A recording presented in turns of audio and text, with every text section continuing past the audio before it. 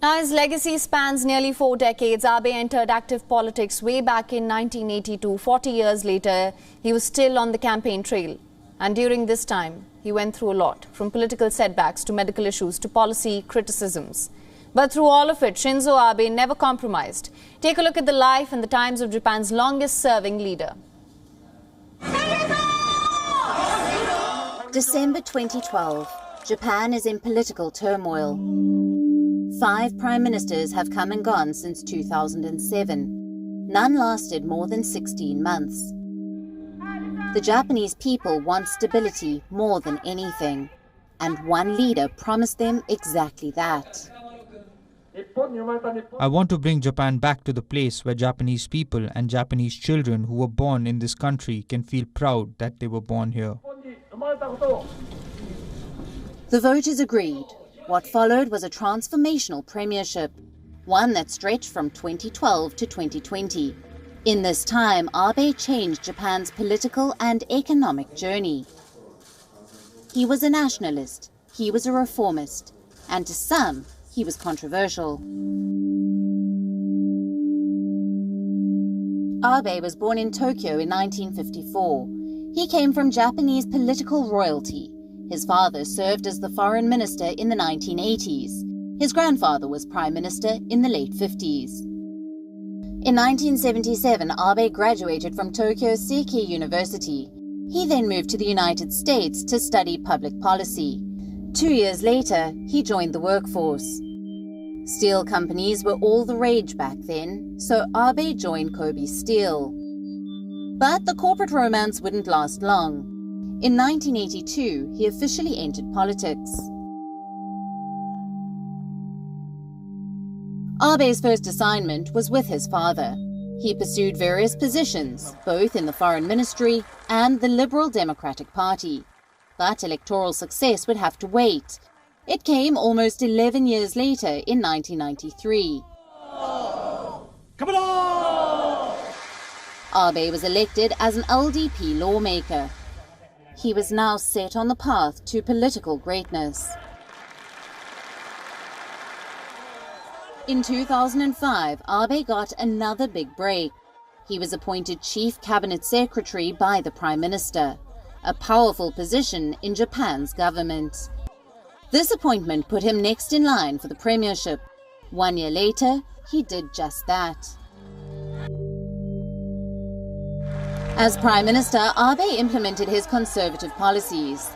This included economic reforms, a tougher stance against North Korea, and seeking a reset with the South. In his second stint, these policies would be rebranded as Abenomics. But in 2006, they were still a work in progress. For a rising political scion, Abe's first stint was underwhelming. His party lost control of the parliament. His government was hit by a series of scandals, and his approval ratings plunged to 30%. By now, Abe was struggling with another challenge, one that would haunt him again in 2020. Ulcerative colitis, an inflammatory bowel disease. Citing health reasons, Abe stepped down. His premiership lasted all of 1 year and 1 day. Abe's first term may have ended prematurely, but one contribution stands out from that period: his reinvention of the Quad. Abe spelled out his vision for the Indo-Pacific in 2007. He was addressing the Indian Parliament. The Pacific and the Indian Oceans are now bringing about a dynamic coupling as seas of freedom and of prosperity. A broader Asia that broke away geographical boundaries is now beginning to take on a distinct form. With that, Quad 2.0 was born. A more resilient, a more aggressive, and a more focused Quad. Their first joint military drills would be held in April 2007. The first meeting would follow the next month.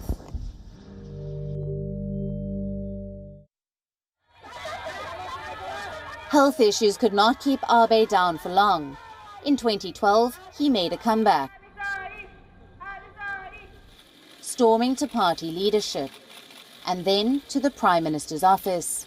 This time, he was there to stay. Abe would go on to win 2 landslide elections. once in 2014 and again in 2017. In his second term, Abe was a lot more decisive. His focus was on the economy and security. Abe fought for a loose monetary policy. He pushed for fiscal stimulus. And he unveiled structural economic reforms. Analysts dubbed it Abenomics.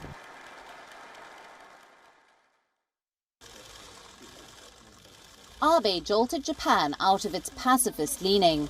He emerged as a foreign policy hawk, openly talking about rethinking Japan's security policy. What's necessary is a pragmatic action plan based on reality and the establishment of a jurisdictional basis to back it up. That's all. I will push forward to re-establish Japan's security policy based on reality. He wanted to rewrite Article 9 of Japan's constitution. This article outlaws war. It prevents Japan from raising standing armies or building missiles. But Abe saw this as a handicap. He sensed the rising challenges from China and North Korea, so Abe promised to tweak pacifism to balance self-defense and peace.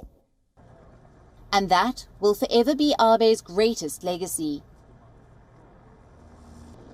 He convinced a nation scarred by nuclear weapons that self-defense is important. He wanted Japan to spend 2% of its GDP on defense. It was unthinkable before Abe's time, but today it is official government policy. Abe's hawkishness has earned him criticism too. In 2013, he visited the Yasukuni Shrine in Tokyo.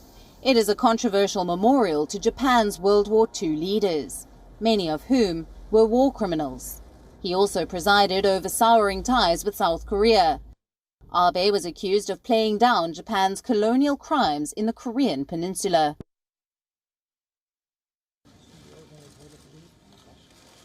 In 2020, Abe's health issues surfaced again.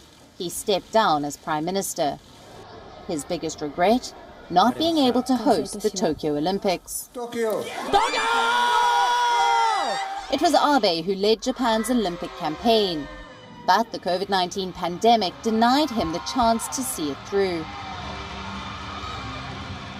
A setback for sure, but a mere speck in Abe's towering career.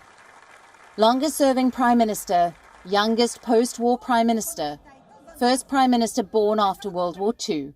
These are just some of the records etched to Abe's name. Over 4 decades, he scaled the heights of Japanese politics, and there he will forever remain. Bureau Report, WION, World is One. WION is now available in your country. Download the app now. Get all the news on the move.